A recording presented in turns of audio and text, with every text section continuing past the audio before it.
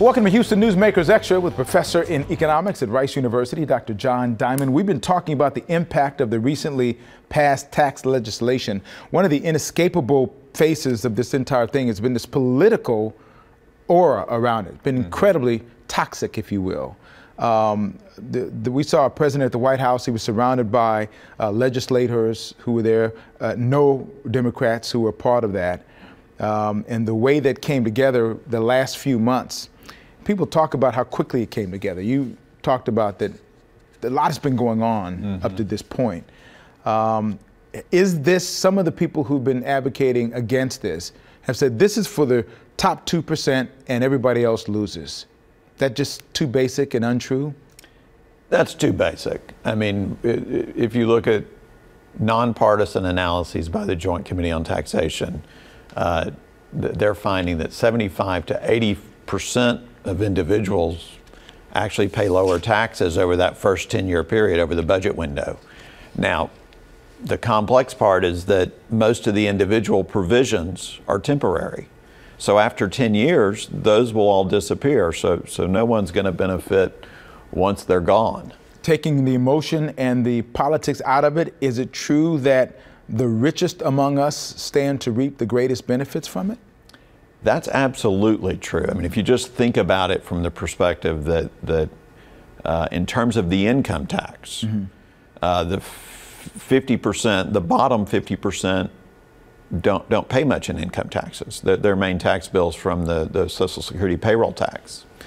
And the real brunt of the income tax is really bared in the top 10% of the income distribution.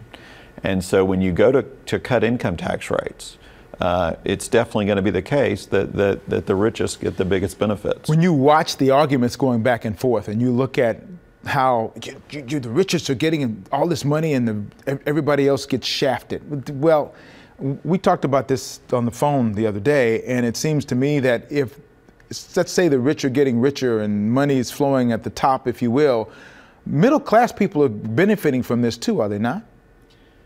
They are. I mean, there's a lot going on in the world, but if we just think about the tax reform itself, and we think about stocks, and we're cutting the tax rates on stocks, and stock prices are going up, and it's easy to say, well, the rich are getting richer, and they're the only ones benefiting. But what we forget is a lot of people own a lot of stocks in retirement accounts, and you know, city retirement accounts own a lot of stocks, and so they're benefiting as well. So there is benefit being spread around.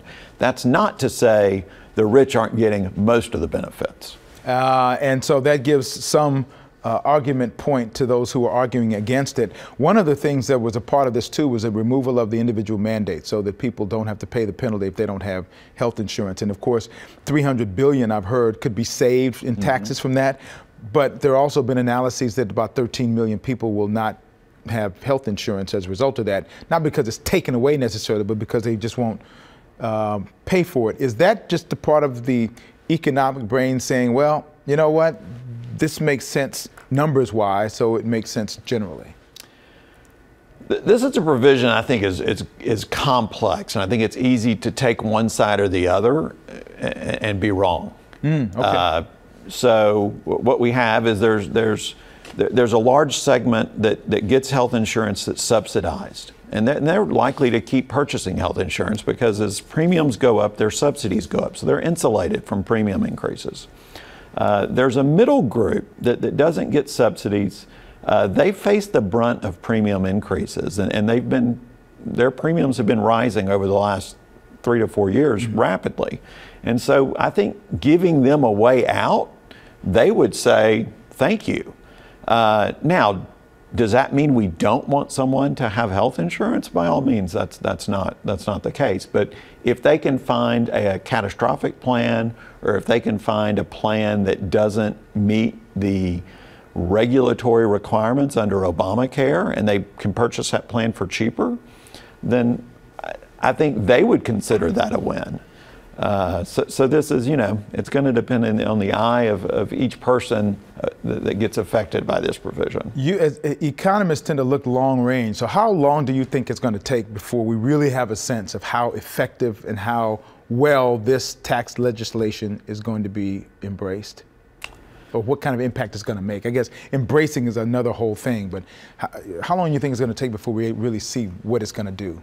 Well, I think what you're seeing now is there's this immediate, people are seeing the stock market go up. There's been some positive job numbers come out. So I think people just initially say, okay, well, it's doing something.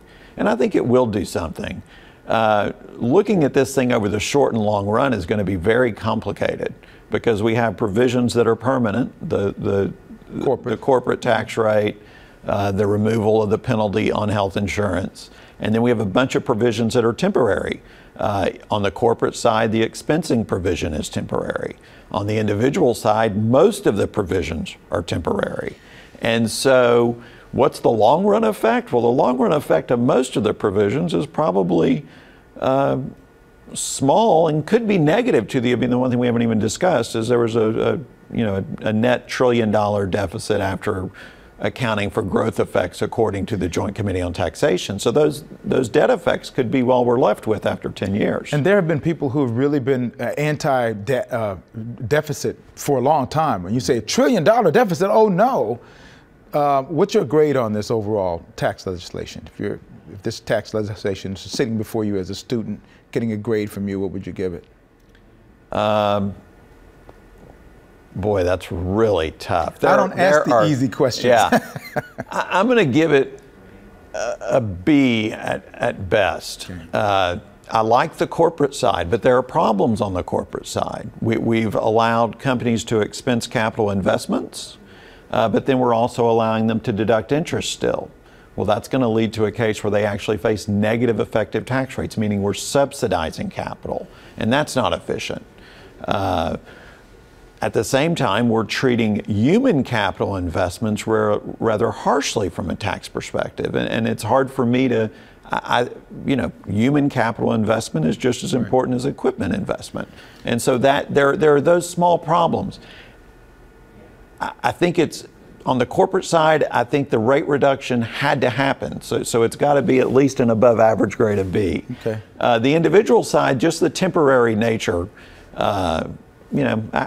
we could have, this bill could have easily been an A with a few tweaks, making it revenue neutral. Would have been a great bill. Well, maybe next time they'll take your advice a little bit more to task. I know you've already testified on the Hill about some of these things, and I appreciate you coming in. You've clarified it for me a little bit more, and hopefully our viewers have been able to gain something from it as well. Thank you, Doctor. Appreciate your time. Thank you for having me. Thank you for tuning in on the Houston Newsmakers Extra.